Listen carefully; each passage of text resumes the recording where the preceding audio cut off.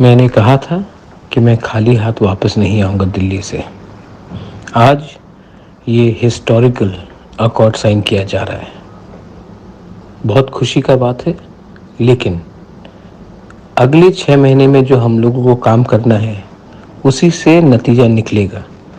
तो आप सेलिब्रेट कीजिए, लेकिन इतना भी मत कीजिए कि हमें लगे कि हम जीत गए।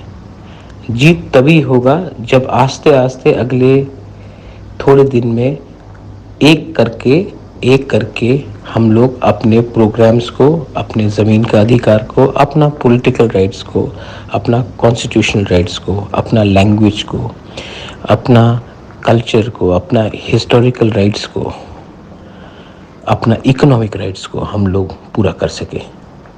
आज ये एग्रीमेंट हो रहा है, इसमें आपका प्यार और आपका आशीर्वाद से ही मैं सक्सेसफुल हुआ हूँ। मैंने आपको प्रॉमिस किया था कि ये एक ग्रेट डे होगा तिप्रासा के लिए, लेकिन हमें सेलिब्रेट करना है, लेकिन काम नहीं छोड़ना है।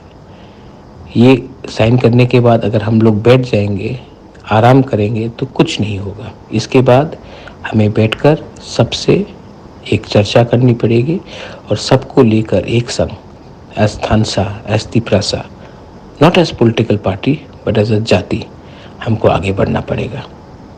ये बबागरा का मैसेज है। बेलाइनो हम भाई।